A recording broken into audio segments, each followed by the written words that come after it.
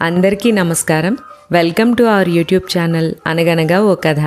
మంచి కథలు వినడానికి మా ఛానల్ను తప్పకుండా సబ్స్క్రైబ్ చేయండి. అలాగే మీ ఫ్రెండ్స్ అండ్ ఫ్యామిలీకి షేర్ చేయండి. శ్రీరమణ గారు రాసిన మిథునం కథ 2వ భాగం ఇప్పుడు వినండి. తులసికోట ముందు కూర్చుని వీధివాకిల్ని ఓ కంట కనిపెడుతూ కొబ్బరాకుల్ని చీల్చి ఒబ్బిడిగా చీపుళ్ళు కడుతున్నారు వాళ్ళిద్దరూ. మావయ్య చేస్తున్న పనాపి పచ్చి కొబ్బరాకులతో 2 బూరలు చుట్టి దానికి పీకలు పెట్టి నిమ్మముళ్ళు గుచ్చి తయారు చేశాడు. 2 ఊది చూసి, బుచ్చి నీకోటి నాకోటి అన్నాడు. ఇద్దరూ పీపీ పీపీ అని ఉత్సాహంగా బూరలు ఊదుతుంటే పెరట్లో చెట్ల మీద పిట్టలు కలవరపడ్డాయి. ఎవరి కొత్త పక్షులని. ఊదిన ఆయాసాన్ని అణుచుకుంటూ, బుచ్చి మన పెళ్లి మేళం గుర్తొస్తోందే అన్నాడు. ఎందుకు రాదు, పెళ్లి మేళం ఖర్చు యావత్తు మగపెళ్లివారిదే అన్నారు. తంజావూరు నుంచి సన్నాయి దిగుతుందన్నారు. రామడోళ్ళు, నౌబత్ ఖానాలు, తాషామరపాలు, తప్పెట్లు, భోగం మేళం, భూమి ఆకాశం దద్దరిల్లుతుందన్నారు. ఆఖరికి ఏ మేళమూ లేకపాయే. సడీ చప్పుడు లేకుండా పెళ్ళేమిటని మా ఊరి గంగిరెద్దు సాంబయ్యని బతిమాలితే తూతూ అనిపించాడు. చివరికి వాడికి ఒక్క వరహా ఇప్పించేసరికి మా తల ప్రాణం తోకకొచ్చింది. ఇదిగో బోసినోరేసుకుని ఆట్టే వాగకు, మీ వాళ్ళు తక్కువ. 5 రోజుల పెళ్ళని చివరికి 7 పూటల భోజనంతో సరిపెట్టలా? PP PP బూపీ బూపీ. పెళ్లివారు దిగిన పూట పొద్దుపోతే ఏకభుక్తం, మరో పూట శనివారం ఉపోషాలంటిరి అని తక్కువ తిన్నారా? జోడుగుండిగల పిండి పులిహోర, 2 గోకర్ణాల అల్లపచ్చడి విడిదికి పంపితే గుండిగలు గోకర్ణాలు తోమే పనుంటే ఒట్టు 2 కావిళ్ల మజ్జిగ మాయం చేస్తిరి. అరెకరం అరటిగెలలు ఒంటెద్దు బండిలో తోలితే కిష్కిందాపుర అగ్రహారీకుల్లాగా తొక్కలన్నా మిగిల్చారు. బూ పీపీ నీ బొంద. వంటలన్నీ ఔషధప్రాయంగా చచ్చాయి. దర్భపులతో నెయ్యొడ్డించారు భోజం బంతిలో. పీపీ బూ. మీ మొహాలకు అదే ఎక్కువ అన్నాడు మా బాబయ్య. అసలు శాఖాల్లో ఘనపంచరత్నాలని చెప్పేసి ఉన్నాయి. గుత్తొంకాయ కూర, కందా బచ్చలి, మంచి గుమ్మడి శనగపప్పు అనగానే అత్తయ్య అందుకుని పనసపొట్టు ఆవపెట్టు, అరటికాయ అంటు పులుసు. తెలుసు, ఈ 5 ఘనపంచరత్నాలు. ఈ 60 ఏళ్లలో ఘడియకోసారి విని విని నా చెవులు చిల్లులు పడ్డాయి నీ పుణ్యాన. పెట్టుకోవడానికి దుద్దులు లేవు గాని చిల్లులు మాత్రం మిగిలాయి. ఇదిగో ప్రస్తావన మార్చకు. నేను ఘోషిస్తోంది పాకశాస్త్రం గురించి. బూ పీపీ. అన్ని వేదాల్లాగే పాకవేదం కూడా అపౌరుషేయం. అపౌరుషేయం అంటే నీకు తెలియదు, నిరక్షర కుక్షివి అంటే కూడా తెలియదు. సరే పోనీ, పరంపరంగా సంక్రమించే విద్య పాకవేదంలో కూడా ఉదాత్త అనుదాత్తాలు పాటించవలే అనగానే బూ పీపీ పీపీ బూ పీపీ ఇవేగా ఉత్తుత్త అత్తాలంటే. పారే వేధవ బోర అవతల పారే, వయోధర్మం లేకుండా ఏమిటా పిల్ల చేష్టలు అంటూ అత్తయ్య చేతిలో బోరా లాగి అవతల పారేశాడు. అత్తయ్య కొబ్బరి మట్ట మించి లేచి మావయ్య చేతిలో బోరా లాక్కోబోయింది. ఇద్దరి మధ్య పెనుగులాట ప్రారంభమైంది. మరి కాసేపటికి పిలక అత్తయ్య చేతిలోనూ కొప్పు మావయ్య గుప్పిట్లోనూ ఉన్నాయి. ఆ పట్టులో ఉండగా పీ అన్న బోరా మోతకి ఇద్దరు గుప్పెట్లు వదిలి వెనక్కి చూశారు. ఎవర్రా అన్నట్టు. నేనే, బోరా దారిలో దొరికితే అని గొణిగాను. మావయ్య మట్టకి చుట్టుకుపోయిన కాశీ తువ్వాలు తీసి విదిలించి, ఊదరా బాహా ఊదు, ఎటు ఊరంతా బాగా ఊదుతున్నావుగా ఉన్నవి లేనివి.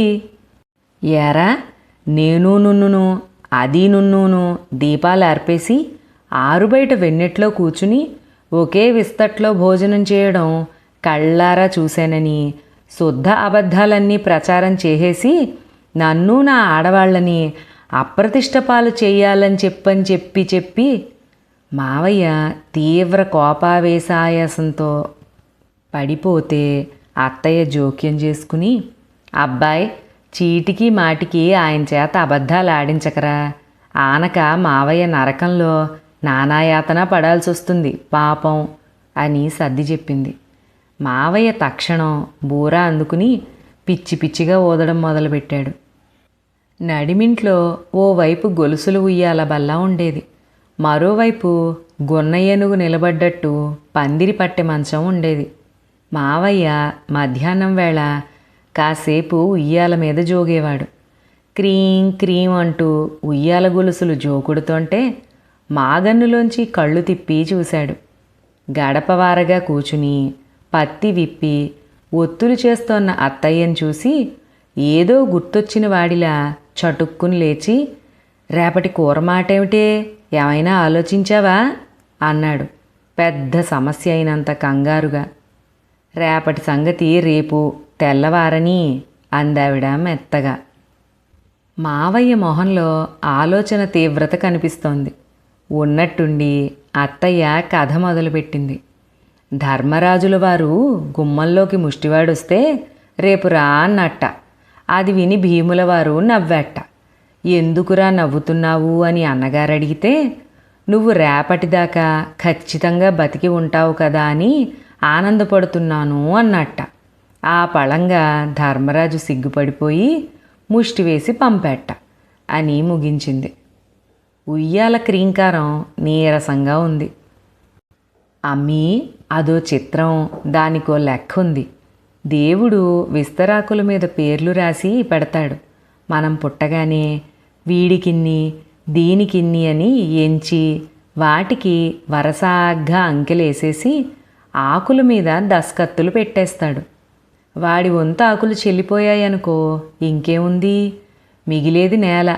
అయితే ఆ అంకెలు కనిపించవు మనకి, ఆ లిపి అర్థం కాదు. అంచేత అదంతా నిగూఢం. ఆయన వేదాంతం పూర్తి కాకుండానే అత్తయ్య లోపలికి వెళ్ళింది. ఇవి లోతైన విషయాలు, నీకు చెప్పినా అంత తేలిగ్గా అర్థమవుతాయా? వంటింట్లోంచి చిటపటలు వినిపించాయి. మరి కాసేపటికి అత్తయ్య చిన్న వెండి గిన్నెలో గల్లు గల్లున వచ్చి ఆయనకి అందించింది.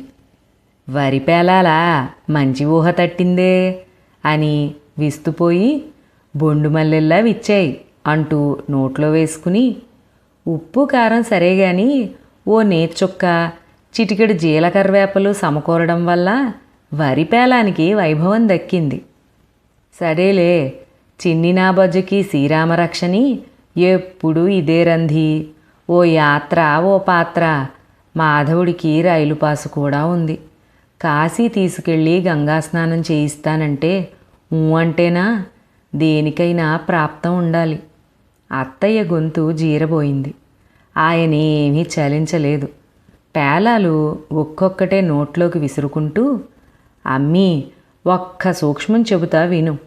గంగ కాశీలోనే ఉందనుకోవడం నీ అజ్ఞానం. కాశీలో పుట్టిన మబ్బు వచ్చి వచ్చి కాళహస్తి మీద కురుస్తుంది. స్వర్ణముఖిలో చలమ మేఘమై కదిలి శ్రీశైలాన్ని చినుకుతుంది. కృష్ణనీరు కరిమబ్బు తొనకై పోయిపోయి కావేరి మీద వడగళ్ళుగా రాలుతుంది. గోదావరి ఆకాశ మార్గాన కనకదుర్గమ్మకి నీళ్ల కావిళ్ళు సారె పంపుతుంది. అందుకని గంగా స్నానం కోసరమని కాశీదాకా వెళ్ళక్కర్లేదే బుచ్చి. తొలకరివానికి మన చూరు కింద తలపెడితివా, 7 నదుల్లో స్నానం చేసిన ఫలము, తద్వారా 7 జన్మలకి సరిపడా పుణ్యము వస్తుంది. పుణ్యం కాదు, పట్టెడు జలుబు వస్తుంది. నీ వెర్రి వేదాంతం విని విని నాకు చిర్రెత్తుకొస్తోంది. ఎప్పుడో ఆ ఫలంగా నిన్ను చంపి నే చచ్చి ఊరుకుంటా, పీడా వదులుతుంది. కళ్ళల్లో నీళ్లు తిరిగాయి. మావయ్య విలాసంగా నవ్వి, మరిహనే అదే ఆనందస్థితి చేరుకున్నావు. నీకు జన్మరాహిత్యం తప్పదే బుచ్చి. వచ్చే జన్మలో వేరే పిల్లని వెతుక్కోవాల్సిందే. అత్తయ్య కూడా నవ్వు ఆపుకోలేక కళ్ళాపుకుంటూ నవ్వొత్తుకుంది. పెద్దలు ఇచ్చిన 3 ఎకరాల భూమి ఉంది అప్పదాసు గారికి. ఏటా సంకురాత్రికి 3 పుట్ల కౌలు ధాన్యం వస్తే ముందు వైపు పాతర వేయించేవాడు. ఏరువాక వచ్చి రాకుండానే పాతర తీయించి ఓ పుట్టి ధాన్యం రోజువారీ వాడకానికి వెదురుగంపలో పోయించి మిగతావి అమ్మేసి పై ఖర్చుకి పక్కన పెట్టేవాడు. తొలకరించగానే పూడ్చిన పాతరగుంట మీద పొట్లపాదు, చిక్కుడు గింజలు పెట్టేవాడు. బులబులాగ్గా ఉండే పొతమట్టి మీద లోపలి గడ్డి సారం పీల్చుకుని పాదులు వినాయక చవితికి పందిళ్ళొంగిపోయేలా కాసేవి. కొయ్య తిరగలి ముందేసుకుని ఎదురు బొదురుగా కూర్చుని వారానికోసారి ధాన్యం విసురుకునేవాళ్ళు. పట్టు కలిపి చావు, నువ్వే పెడతిప్పుతున్నావు, ఏమిటా పెడసరం, మన కాపరం. ఇద్దరూ ఒకరినొకరు కసురుకుంటూ విసురుకుంటూ ఊకా నూకా చెరిగి కందుల్లాంటి బియ్యం బానకెత్తేవారు. నా చేత నెత్తురుకూడు తినిపిస్తున్నావు అని ఆవిడ గొణిగితే, మరే రాక్షసులు ఇష్టంగా తింటారని. మావయ్య మాటకి మాట వేస్తే కాసేపు తిట్లవాన కురిసి వెలిసేది.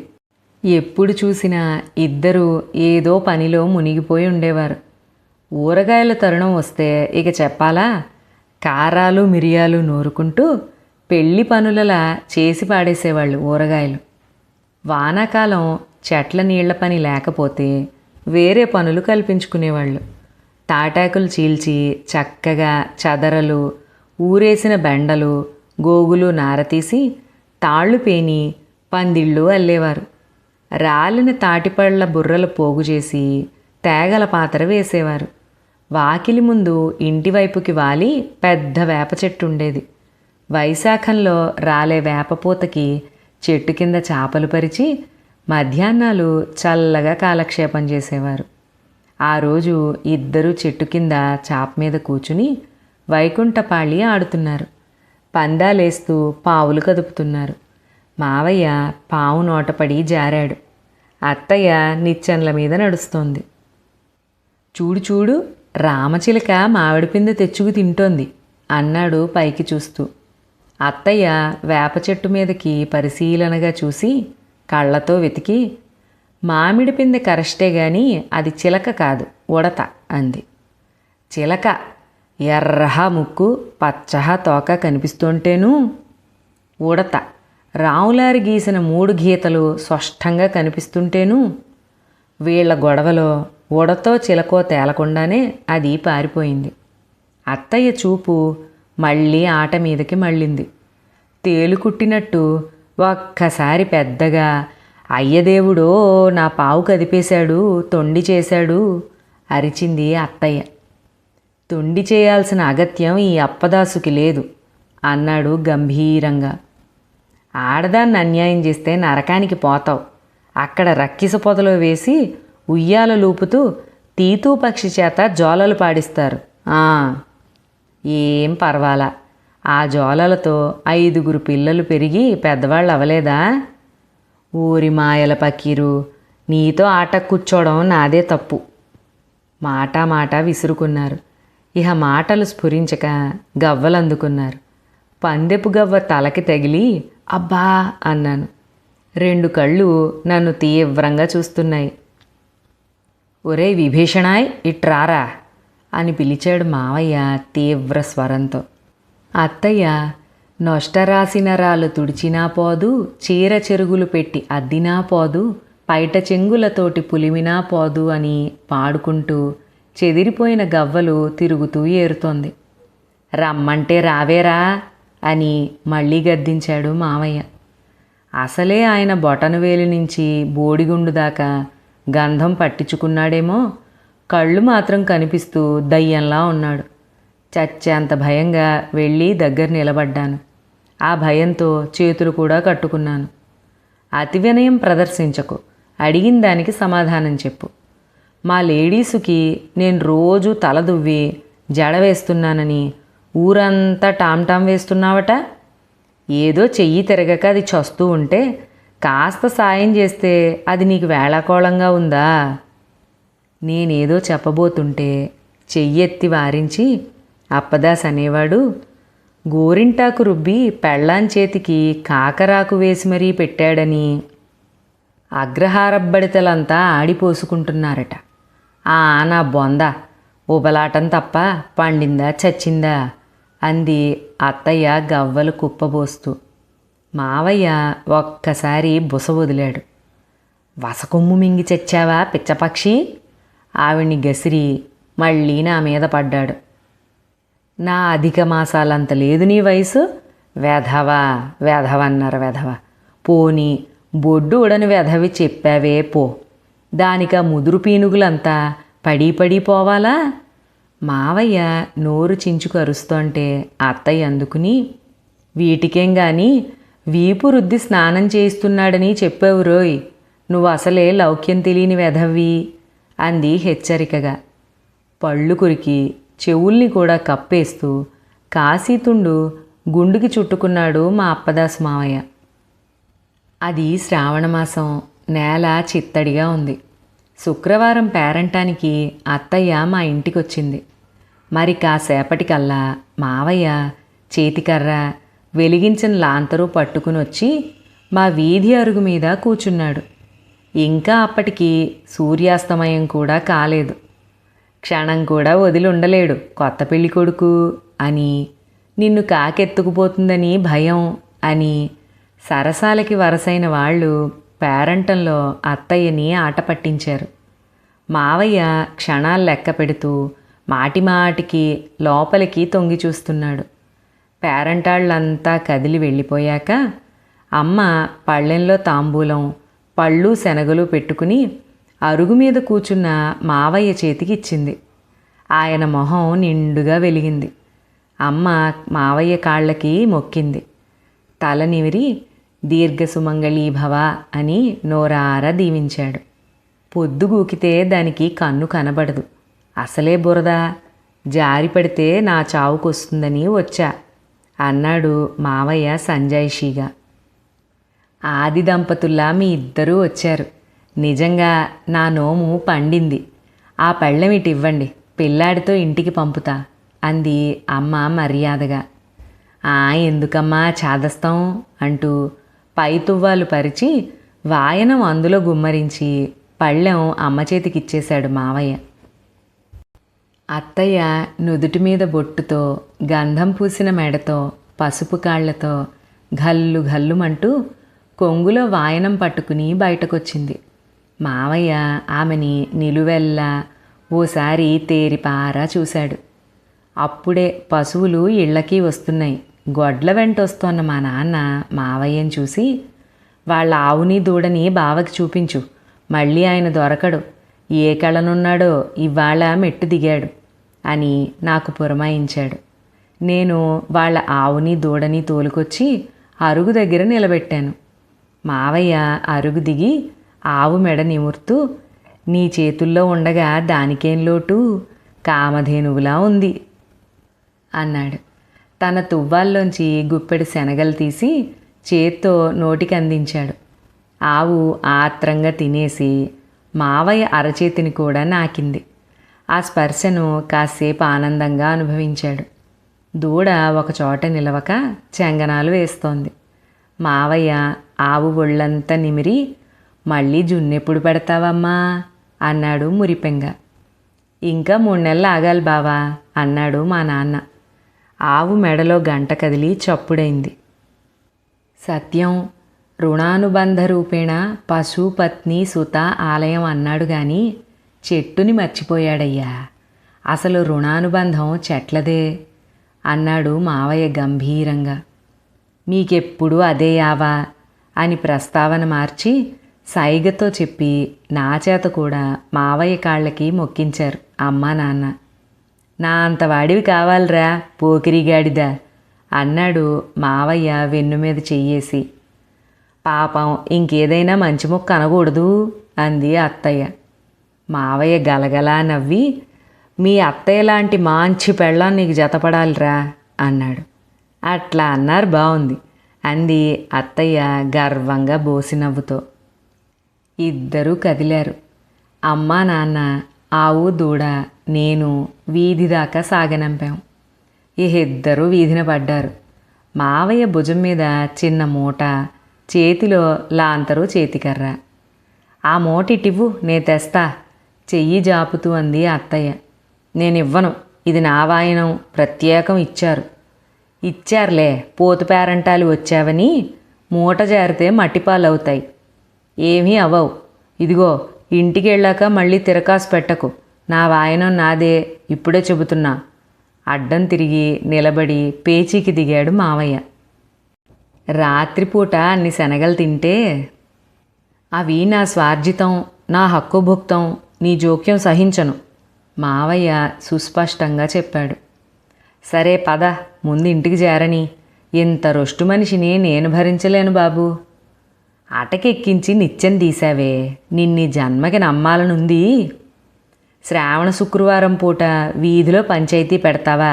నీ వల్ల పేరంటంలో నానా మాటలు అని నవ్వారు. నా ఓపిక అయిపోయింది. ఇదిగో ప్రతిదానికి నా మీద ఒంటికాల మీద లేచావంటే 5 బిడ్డల తల్లిని, ఏమనుకుంటున్నావో? కాకి చేత కబురు పెడితే రెక్కలు కట్టుకు వాళ్తారు, దర్జాగా పల్లకి ఎక్కించి తీసుకెళ్తారు. అత్తయ్య కంఠంలో కోపము, బాధ. ఓ సోస్, సమయం వస్తే నన్ను తీసుకెళ్తారు పల్లకిలో, కానీ శనగల విషయంలో రాజీ ప్రసక్తి లేదు అన్నాడు తెగేసి. పందిరి మంచం మీద కూచుని సాతాళించిన శనగలు తిని రాగి చెంబుతో తులసి తీర్థం తాగి, బుచ్చి బావుందే అన్నాడు తేనుస్తూ. ఆవిడ కొట్టింది ఆవలిస్తూ. కిటికీలోంచి పందిరి మంచం మీద పడుతోన్న వెన్నెల పట్టెల్ని తడుముతూ, అమ్మీ చూసావా, వెన్నెల కొబ్బరి తురిమి ఆరబోసినట్టుందే. దాంతో ఇప్పుడు కొబ్బరి లవ్ చేయమంటావా ఏమిటి? పొద్దోయింది, పడుకో. నిద్ర రావడంలే, మనసు ఇవాళ చిత్రంగా ఉంది.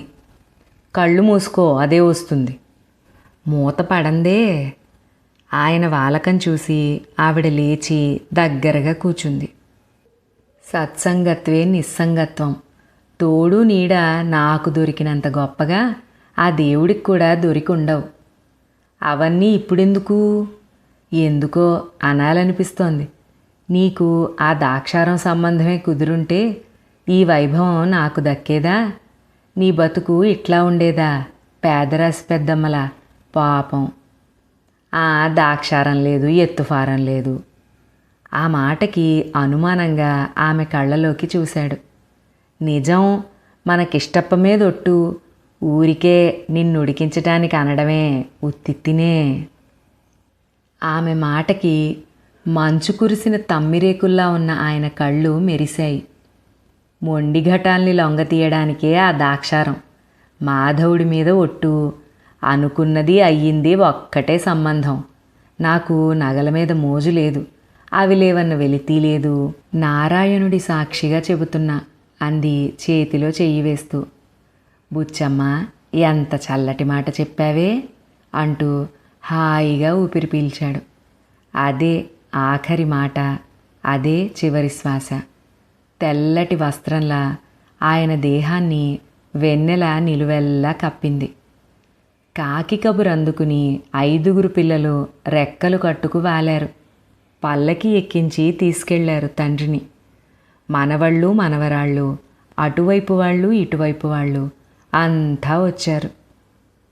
కంచంత బలగం ఉన్నా మా ఇద్దరిదే ఈ లోకం అన్నట్టు బతికారు అనుకున్నారు అందరూ.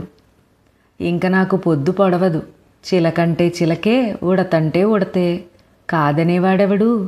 గడియారంలో పెద్ద ముళ్ళు రాలిపోయింది, ఇహ నాకు క్షణాలు కదలవు అని అత్తయ్య ఘోడు ఘోడుని ఏడ్చింది.